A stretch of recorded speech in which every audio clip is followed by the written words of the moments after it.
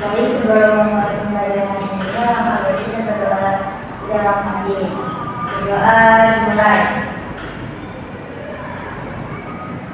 Berdoa selesai. Ucapkan salam. Assalamualaikum warahmatullahi wabarakatuh. Nah, sudah selesai berdoa, Ibu mau bertanya nih, siapa yang hari ini datang ke sekolah dengan semangat penuh? Coba angkat tangannya. Wah, banyak ya. Kalau yang masih ngantuk, ada nggak nih? Coba jujur. Baik, apapun kondisinya, Ibu senang kalian hari ini bisa hadir di kelas Ibu. Bagaimana kabarnya hari ini? Baik semua? Baik, Ibu. Kalau ada yang masih ngantuk, nanti kita bikin kegiatan praktik kecil supaya lebih semangat. Setuju? Setuju. Bagus. Sekarang Ibu cek kehadiran terlebih dahulu ya. Yang namanya dipanggil, jawab dengan suara yang lantang. Jangan kemampuan kayak lagi bisik-bisik tetangga ya. Ya, Ibu. Jadi Yuliati, Ibu. Dita Setiana, hadir yuk.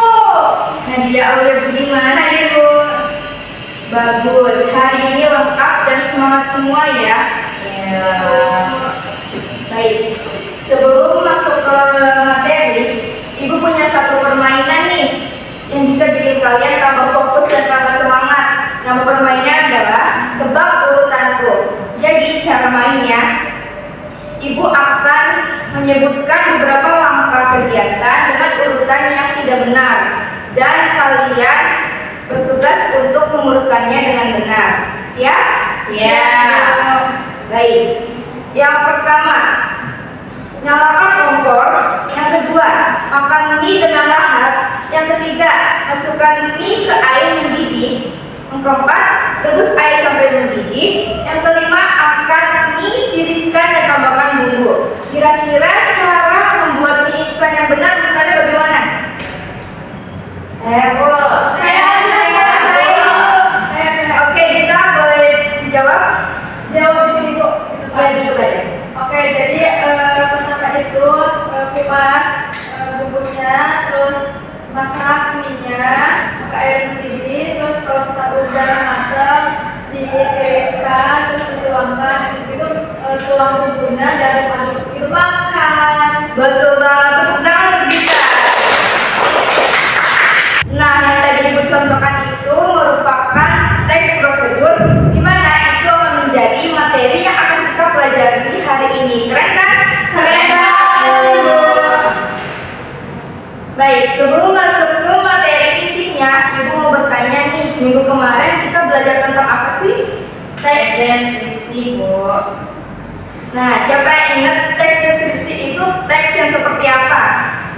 Teks yang digunakan untuk menggambarkan sesuatu secara detail, Ibu. Bisa berupa orang, tempat, atau benda. Betul sekali. Kalau teks deskripsi digunakan untuk menggambarkan sesuatu, materi kita hari ini akan mempelajari tentang langkah-langkah melakukan sesuatu atau disebut dengan teks prosedur. Baik, kalau gitu Ibu izin menampilkan materi hari ini.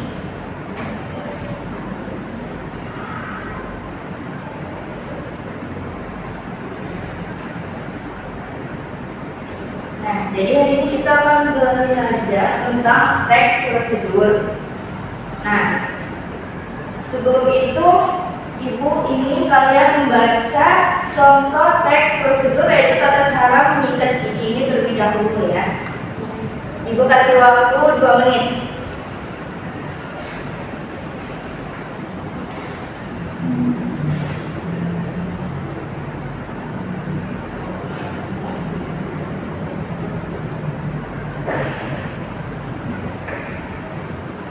Oke, sudah dibaca semua? Sudah. Kira-kira kalian pernah nggak sih melihat teks yang seperti ini? Kalau pernah, kalian pernah lihatnya di mana? Pernah, Bu, di buku. Kalau nggak itu kayak di kemasan produk gitu. Kalau aku di puskesmas, Ibu. Benar. Nah, kira-kira apa sih yang membedakan teks ini dengan teks-teks lainnya yang pernah kalian lihat? Ada namanya Bu, kayak urutan gitu. Betul. Ada lagi?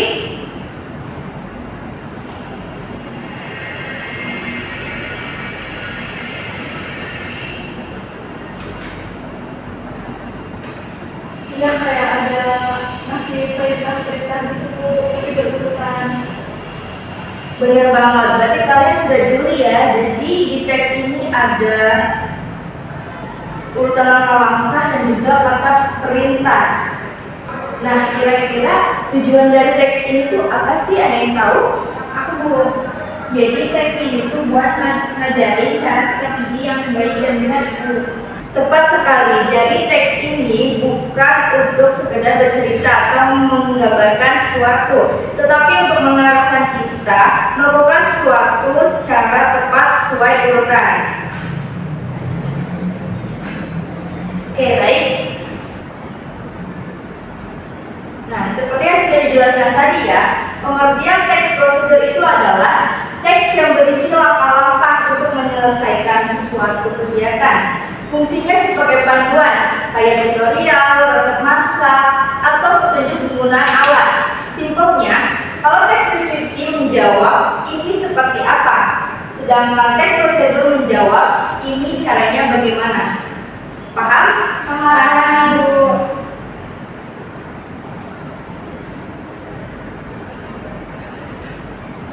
Nah, yang selanjutnya adalah tujuan teks prosedur.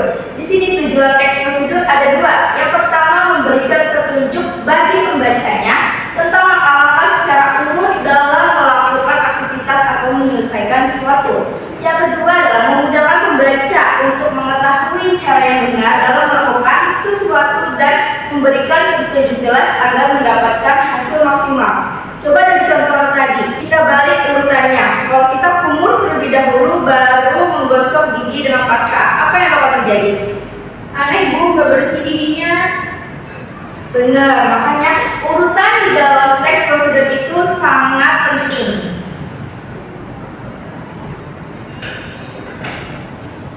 Yang selanjutnya, ciri-ciri teks prosedur. Yang pertama, menggunakan kalimat perintah. Nah, dari contoh tadi, mana nih yang termasuk kalimat perintah? Ini Bu, sikatlah gigi terus berkumurlah. Betul sekali. Lalu yang kedua, terdapat langkah-langkah yang urut. Seperti tadi, contohnya ada 4 langkah cara menggosok gigi dengan benar. Lalu yang ketiga adalah menggunakan kata kerja aktif seperti genggam, sikat, berkumur. Lalu yang keempat, menggunakan kata penghubung atau konjungsi urutan seperti kata pertama, kemudian, lalu. Yang kelima, terdapat aturan atau batasan dalam hal bahan atau kegiatan yang dilakukan. Contohnya kata selama 20 menit. Yang keenam, menggunakan kata keterangan untuk menyatakan rincian waktu, tempat, dan cara yang akurat. Dan ciri-ciri yang terakhir yaitu terdapat isi kegiatan yang dilakukan secara urut. Kalau tidak urut, itu disebutnya tips. Bu, beda ya antara prosedur sama tips? Iya, prosedur langkah-langkahnya wajib diikuti secara urut, tidak boleh acak. Sedangkan tips itu boleh acak. Paham?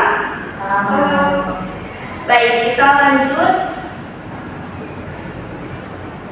Selanjutnya ada struktur teks prosedur yang terdiri dari 4 struktur.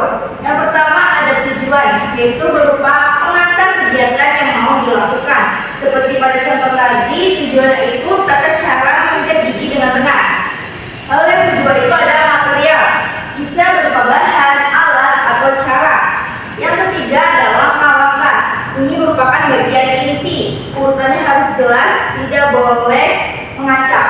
Lalu dan yang keempat ada penegasan ulang atau kesimpulan. Ini merupakan kalimat penutup yang menegaskan hasil. Dari contoh tadi, mana yang merupakan kalimat akhir? Gigi kembali bersih, bebas dari bakteri Bu. Benar, itu merupakan penegasan ulang yang simple. Nah, sampai sini ada yang mau ditanyakan terlebih dahulu? Hai Bu, boleh ya? Bedanya kalimat imperatif sama deklaratif itu apa ya? Baik, kalau kalimat imperatif merupakan kalimat perintah yang biasanya diakhiri oleh tanda seru, sedangkan kalimat deklaratif merupakan kalimat pernyataan biasa. Contoh kalimat imperatif yaitu tuanglah air ke dalam gelas, tanda seru. Kalau misalkan kalimat deklaratif contohnya, mayones merupakan salah satu makanan Indonesia. Terasa kan bedanya? Terasa Ibu? Baik, ada pertanyaan lain? Bu, berarti kalau misalkan tutorial di YouTube itu juga termasuk teks prosedur ya? Iya, benar. Karena tutorial di YouTube itu juga menjelaskan langkah-langkah dalam melakukan sesuatu. Bedanya, kalau di YouTube itu berupa video, bukan tulisan. Ada lagi pertanyaan lain? Gak ada, Bu. Semua sudah paham? Sudah, Ibu. Nah, karena semua sudah paham, sekarang kita langsung masuk ke tugas praktik. Jadi di sini Ibu punya origami dan Ibu akan membagikan satu persatu. Nanti kalian bisa membuat bentuk apa saja, bisa pesawat, bisa perahu, bisa kupu-kupu atau yang lainnya. Mengerti? Mengerti.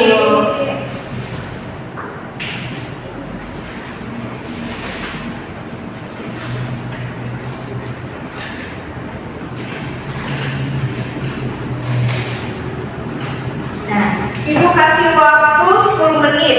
Oh iya, selain kalian bikin, kalian juga tulis langkah-langkah cara membuatnya ya. Simple aja dengan hanya 4 kalimat. Ngerti? Ngerti.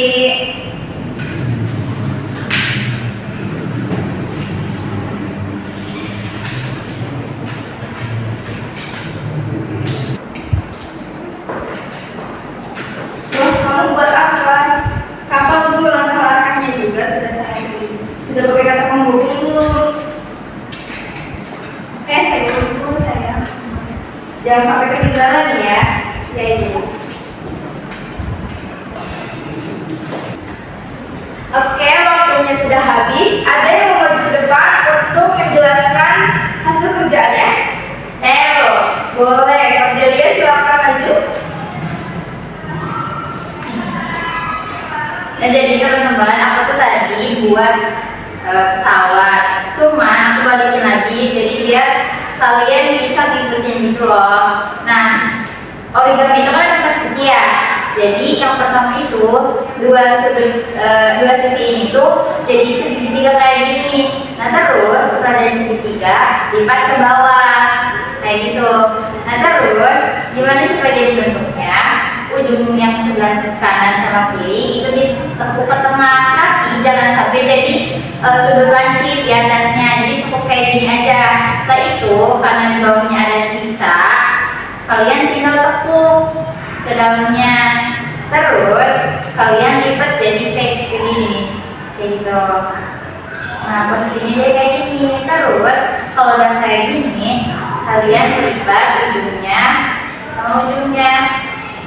Jadi tinggal kalian terbangin aja. Wah, bagus sekali ya. Urutannya sudah sangat jelas dan pakai kata penghubung yang benar. Sekali lagi beri tepuk tangan untuk Delia. Baik, Bu Delia boleh silakan duduk kembali. Terima kasih, Bu. Nah, karena tadi Ibu sudah menjelaskan materi dan juga kita sudah praktik. Sebelum kita tutup pembelajaran hari ini, kita refleksi dulu sebentar ya. Ibu mau bertanya nih, siapa yang hari ini merasa sudah paham tentang teks prosedur? Coba angkat tangan.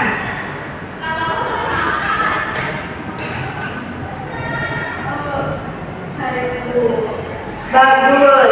Siapa yang masih bingung? Oke, terima kasih Dita atas kejujurannya. Nanti bisa ditanyakan lagi di pertemuan berikutnya atau kamu bisa bertanya kepada teman kamu yang sudah paham. Nah, yang lain juga kalau masih mengganjal bisa dipertanyakan di pertemuan minggu depan. Nah, ngomong-ngomong soal pertemuan minggu depan, kita akan lanjut ke cara menelaah dan menyajikan teks prosedur. Jadi, apa yang kalian pelajari hari ini merupakan fondasi kan pelajari lagi di rumah ya. Baik, Bu. Oke, sebelum kita menutup pembelajaran hari ini, alangkah baiknya kita berdoa dulu. Untuk ketua kelas dipersilakan. Oke teman-teman, sebelum pulang, alangkah baiknya kita berdoa terlebih dahulu dan lagi berdoa yang mulai. Berdoa selesai, sama salam.